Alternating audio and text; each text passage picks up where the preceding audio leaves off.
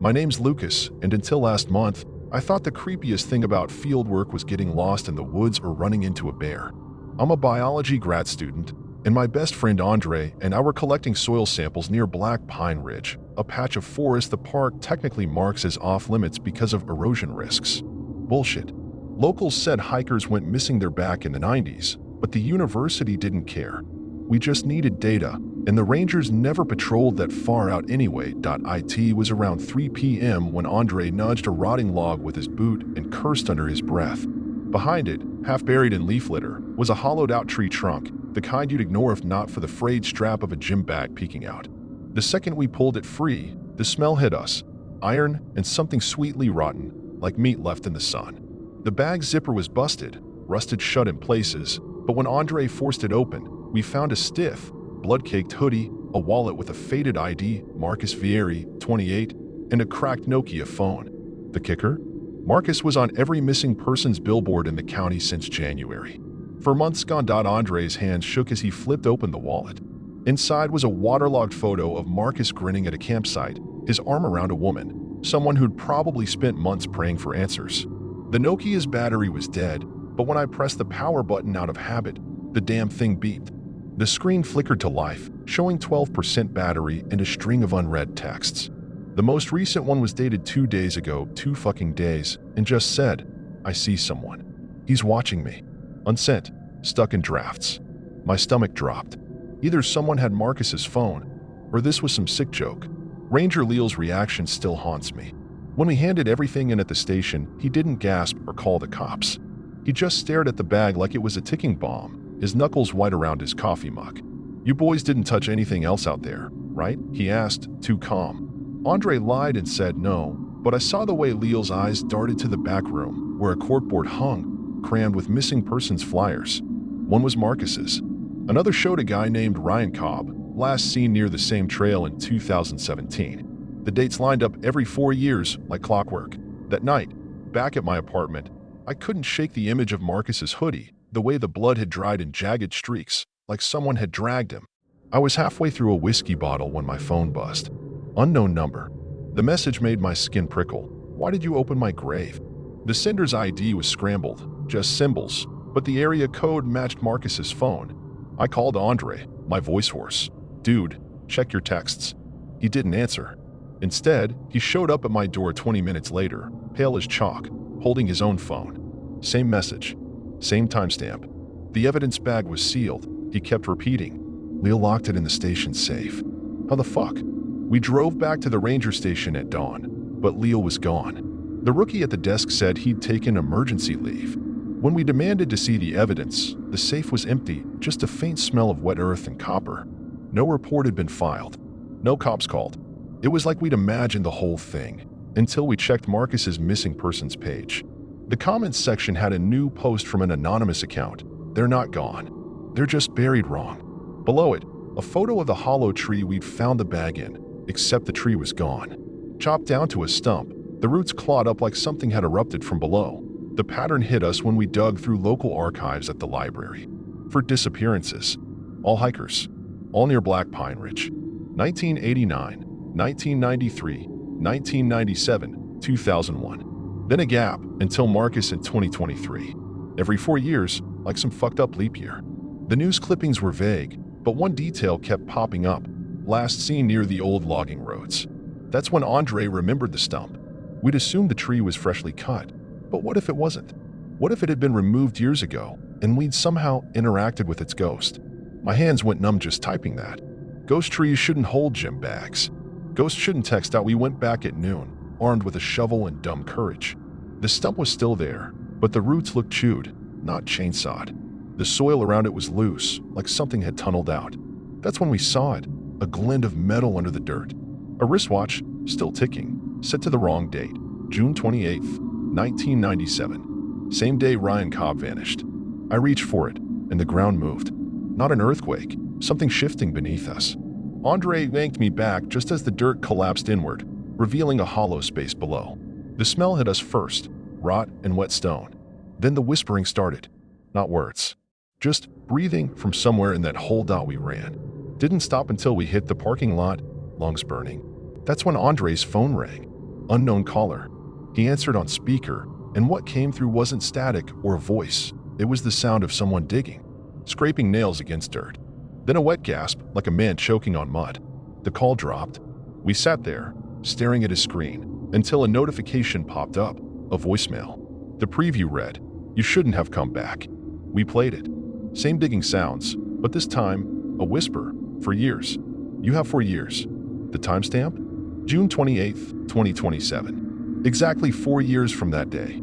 Ranger Leal found us there. He looked like he hadn't slept in weeks. "You know now," he said, not asking. He tossed us a file, incident reports from 1997. Photos of Ryan Cobb's backpack, found in the same hollow tree. Same bloodstains. Same dead phone. Leal's hands shook. I was a rookie then. We sealed it all up. Cut the tree. Buried the hole. But it knows when we forget. It waits. He wouldn't say what it was. Just handed us a map with coordinates circled, a spot 50 miles north. Go there. Stay until midnight. It'll think you're somewhere else. We drove. Didn't question it. The coordinates led to a roadside motel, the kind with flickering neon and doors that stick. We checked in under fake names, and for once, our phone stayed silent. No texts. No calls. At 11:58 p.m., the power went out. The window rattled, like something was pressing against it from outside. Andre gripped my arm so hard it bruised. Then midnight. The clock ticked over to June 29th. The room went still. The window was just a window again. We never went back to Black Pine Ridge. Leal quit the next day. The case files? Lost in a flood. The stump? Paved over for a new trailhead. But sometimes, at 3 a.m., my phone buzzes with a notification. No message. Just a draft, auto-saved, with a single word. Soon. I don't know if it's Marcus or the thing that took him. I don't know what happens in 2027. But I keep that motel receipt pinned to my wall. Just in case.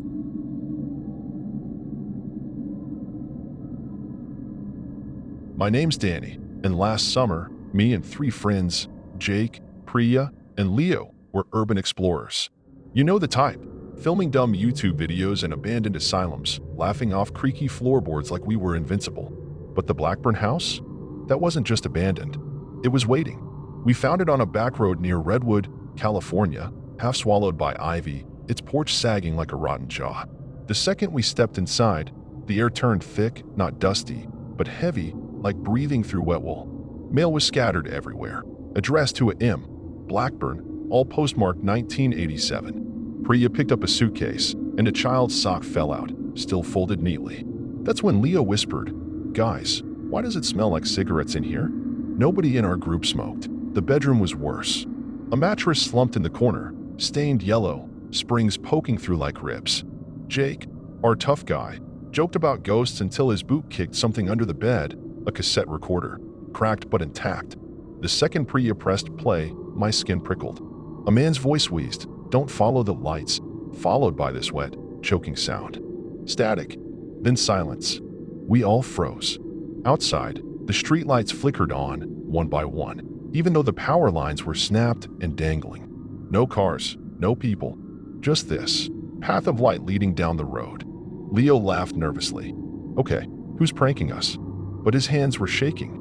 We should have run. Instead, we followed the lights like idiots. Priya was the first to step outside, her camera still rolling. The streetlights buzzed like dying flies, their glow too orange, like old Halloween decorations.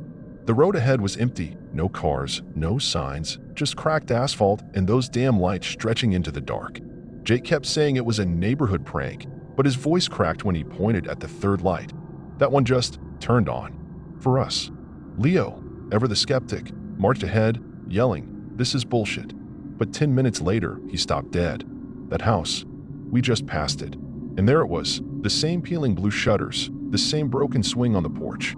My stomach dropped. We'd been walking straight, no turns. I pulled out my phone, no signal, but the clock read 9:18 p.m. 5 minutes later, after sprinting past the same rusted mailbox for the third time, I checked again. 9:18 p.m. Priya's hands flew to her mouth. Guys, our backpacks. They were hanging on the porch of a house we'd never seen before. Not just similar, identical. My Patagonia pack, Jake's dumb Waffle House keychain, even Leo's half-empty water bottle dangling from the strap. The screen door swayed open, like something had just walked inside. Jake lunged forward. This isn't funny. But when he yanked his backpack down, the fabric crumbled in his hands, rotted through, like it had been hanging there for years. That's when the whispering started. Not from the house, from the trees. A hissing, staticky murmur, just like the tape. Don't follow. The whispers weren't coming from one direction, they were everywhere. Like radio static tuned just between stations, words slipping in and out. Don't follow. The Priya grabbed my arm, her nails digging in. Danny, we need to go back. Now. But when we turned around, the road behind us was gone. Not dark. Gone. Just an endless wall of pine trees that hadn't been there before. Leo pulled out his pocket knife like it could fight whatever was fucking with us, but his hand shook so bad he dropped it. That's when we heard the click from inside the house. The same sound the cassette player made when it stopped. Jake backed away, muttering, "Nope, nope, nope." But the second his foot hit the porch steps, the front door flew open. Not from wind. Something yanked it. Inside, the hallway stretched too long, the ceiling sagging like a throat. And at the end, a shadow. Not a person. Not an animal. Just a tilted shape, like a man who'd been folded wrong. Then the streetlights behind us started bursting, pop, pop, pop, plunging the road into darkness except for one. The one right above us.it hummed, flickering like a dying heartbeat. And in that sickly light, I saw them. Figures, standing between the trees. Not moving, not breathing, just watching. All of them slightly off, one with a neck bent too far left, another with fingers too long, curling like spider legs. Priya choked back a sob. We're not supposed to be here. And then, from the cassette player still inside the house, that same voice wheezed. The lights, Jake snapped first. He bolted, not toward the road, but straight into the house. I screamed after him, but it was too late. The second he crossed the threshold, the door slammed shut behind him with a sound like a bone breaking. Priya lunged for the handle, but it wouldn't budge. Not locked. Sealed. Like the wood had melted together. Inside, Jake's screams were muffled, then suddenly gone. Not silent. Empty. Like the house had swallowed the noise itself. Leo started hyperventilating, grabbing at his own hair like he could rip the panic out. This isn't real. This isn't fucking real. But then the porch light above us buzzed, and the shadows at the tree line twitched. They were closer now, and they weren't standing still anymore. Priya yanked us toward the side of the house, her voice a razor whisper. Window. Now. The glass was grimy, but we could see inside. The living room was wrong. The furniture wasn't just broken, it was rearranged. The couch we'd seen earlier was now against the ceiling, legs jutting upward like a dead animal. And the walls. Jesus. The walls were breathing. Not in and out, but pulsing, like something was pushing against them from the other side. Then I saw Jake. Or what was left of him. He was crouched in the corner, facing the wall, his body folded in ways that shouldn't be possible. His head turned too slow, too stiff, and when his eyes met mine, they weren't his anymore. Just black. Hollow. And his mouth opened, but the voice that came out wasn't his. It was the voice from the tape. You followed the lights. The moment Jake's stolen voice spoke those words, every hair on my body stood straight up. Leo didn't hesitate. He grabbed my arm and Priya's wrist and yanked us backwards so hard I felt something pop in my shoulder. We stumbled off the porch into the overgrown yard, but the grass wasn't grass anymore. It crunched underfoot like dried bones, and with every step, the ground seemed to slope downward, as if the earth itself was trying to swallow us whole. Behind us, the house groaned like a living thing, its windows rattling in their frames. I risked one glance back and immediately wished I hadn't. The figures from the trees were on the porch now, their elongated limbs unfolding like grotesque origami as they stepped through the doorway. The last streetlight flickered, and in that stuttering light, I saw their faces weren't faces at all, just indentations where features should be. We ran until our lungs burned. Following the broken yellow line down the center of the road like it was some kind of lifeline. Priya was sobbing openly now, her breath coming in ragged, wet gasps. We need to find the car, Leo kept repeating, like a prayer. But when we finally reached the bend where we'd parked, there was nothing there except an old, rusted bicycle lying on its side, one wheel spinning lazily in non-existent wind. That's when I noticed the street sign. Blackburn Lane. We'd never passed a street sign before. The trees lining the road began to sway violently, but there was no wind, their branches clicking together like chattering teeth. And then we heard it, from somewhere impossibly close behind us, the faint but unmistakable sound of a cassette tape being inserted into a player. The click of the play button being depressed. The hiss of empty tape before the voice begins. We didn't wait to hear the message this time. We ran. But even as my sneakers pounded the pavement, some part of me already knew. We were just delaying the inevitable. The house would be waiting for us again. It always was. Our sneakers slapped against pavement that somehow felt both hot and damp, like running across the tongue of some enormous beast. The street kept stretching longer than it should, buildings warping as we passed them, a mailbox melting like wax, a stop sign bent at an impossible angle. Then Priya screamed and pointed ahead. The house. Our backpacks still hung from the porch, but now they were dripping something dark and thick onto the wooden steps. Leo fell to his knees, his breath coming in panicked wheezes. "We're dead," he kept repeating. "We died in that house, and now we're stuck here." The cassette player's static hiss began leaking from every direction now, blending with the rustling leaves into one terrible whisper. I grabbed both of them and dragged them toward a rusted storm drain, the only hiding place left. As we crammed into that reeking, cramped darkness, I realized with dawning horror that the walls of the tunnel were covered in fingerprints, dozens upon dozens of them, all fresh, all ours. We must have passed out from exhaustion, because when we woke, it was dawn. Real dawn, golden and quiet. The road was just a road, the houses normal and still. No whispering, no figures. We stumbled back to our car, which was right where we parked it, and sped away without speaking. It wasn't until weeks later, when the nightmares finally slowed, that we compared notes and realized none of us remembered the same exact details. Leo swears he saw a little girl in the window. Priya insists the street lights were blue, not orange. And me? I keep finding cassette tapes in strange places, under my bed, in my glove box, once even in my own mailbox. They're always blank when I play them, until the very end. That's when you can just barely make it out, a wet, choking breath and 4 whispered words. You'll follow them again. I moved across the country last month, but sometimes, when I'm driving at night and see a streetlight flicker on ahead, my hands shake so bad I have to pull over.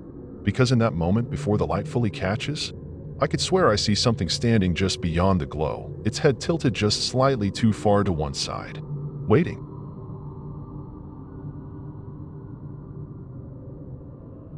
My name's Enrique, and until last month, I thought the worst thing about living alone was forgetting to take out the trash.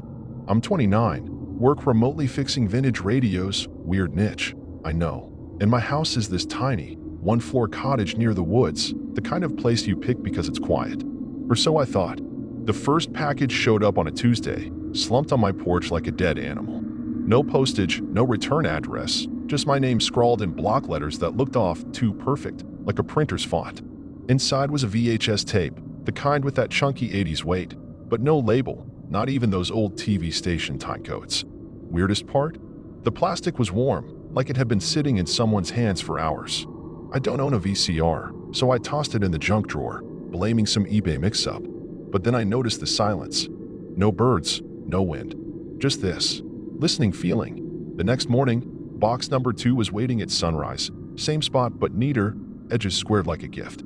Inside? Photos. Dozens of them, all glossy 4x6s, the kind you'd get from a pharmacy. At first, I thought they were blanks, until I flipped one over. My stomach dropped. It was my house, shot at night from the oak tree in the yard, the angle low like someone crouching. The next showed my bedroom window, my face bleary behind the glass, taken through the blinds. I vomited right there on the porch. Someone had been inside the property line, close enough to smell my laundry detergent. I called the cops, but when they arrived, the box was gone. Not stolen, gone. No tire tracks, no fingerprints on the doorbell. Just the officer's tight smile and a muttered, "Had a case like this last year." Folks swore they got tapes too. He wouldn't say what happened to them. By the third day, I'd barricaded the doors with chairs and slept with a kitchen knife under my pillow. But the boxes didn't care. The next one came at 3:17 a.m. I know because I was awake, staring at my phone, when I heard the thud on the porch. This time, it was a small electronics box, the kind security cameras come in. Inside, a cheap handheld camera was already recording, its red light blinking. The lens was focused into the box, showing a live feed of my living room, my own couch, my coffee mug still steaming. My hand shook so bad I dropped it. That's when I saw the note taped underneath. Recording has begun. The handwriting matched the first package, those same sterile block letters. I sprinted to check the doors, but the deadbolts were still locked. No broken glass. No sound but my own heartbeat. The cops came again, but the camera vanished like the photos.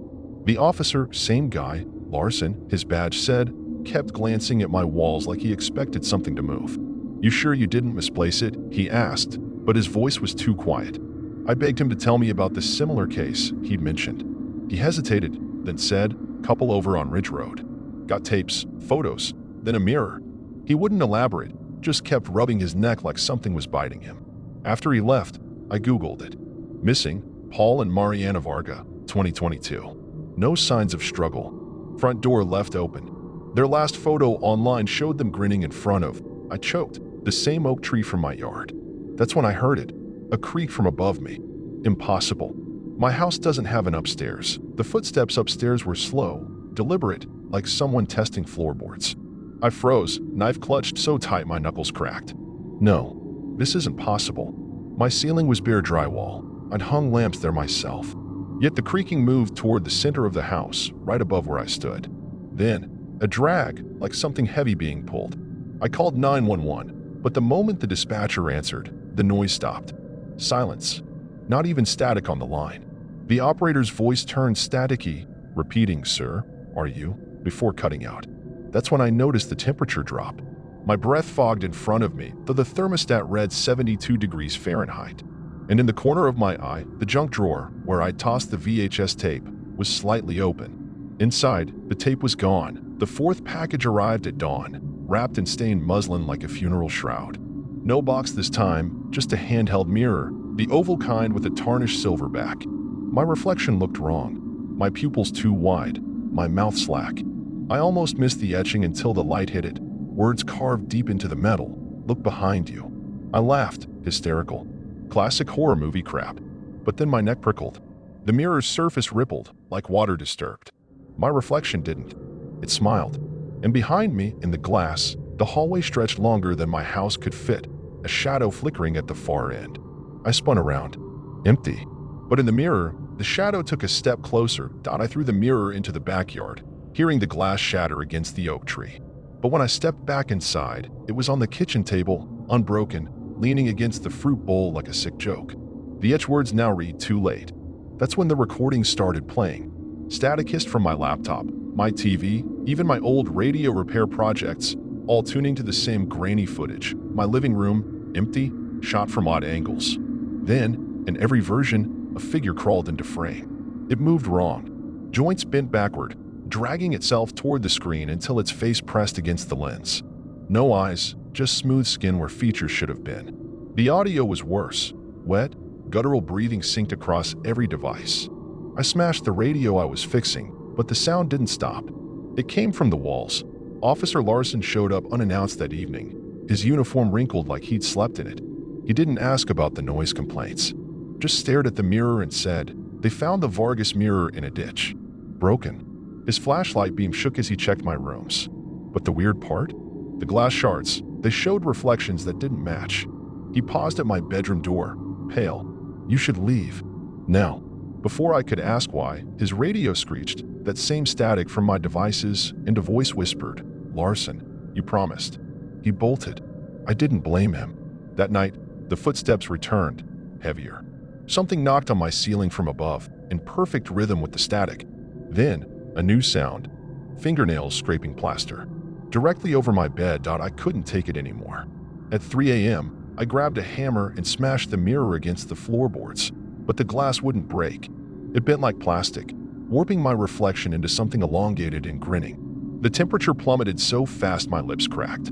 Then came the voice, not from the mirror, but from inside my own head, whispering in Portuguese, "Você já está aqui conosco." "You're already here with us." My radio suddenly blared static at full volume, and in the white noise, I recognized Mariana Vargas' voice pleading, "Don't look at what's behind you." The scratching in the ceiling became frantic, raining down plaster dust. That's when I realized the mirror wasn't a warning. It was an invitation. I ran for the front door, but the knob burned like dry ice. Through the window, I saw my yard wasn't there anymore, just endless darkness with faint shapes moving in it. The security camera I'd thrown away sat on my coffee table, its red light blinking faster. The feed showed me from behind, asleep in bed, while the real me stood frozen in the living room. Then the camera rotated by itself, pointing toward the ceiling just as a sickening crack split the plaster open. A hand emerged, not human, its fingers too long, the skin translucent like old film. It reached for the camera, and the feed cut to the Vargas missing persons photo, their faces now twisted in silent screams.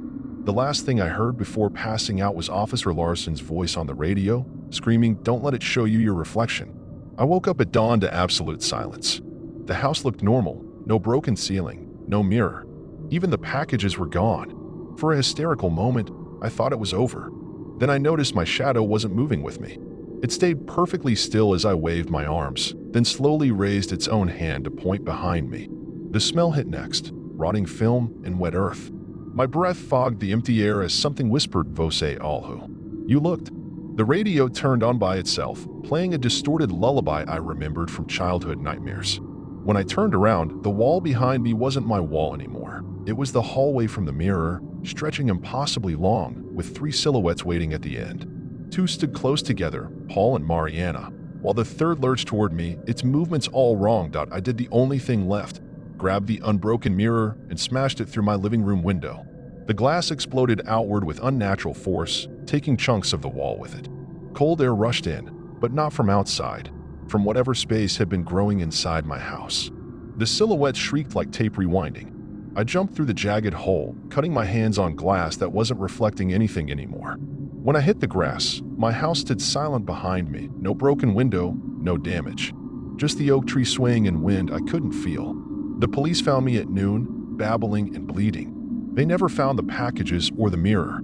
Officer Larson quit the force that same week.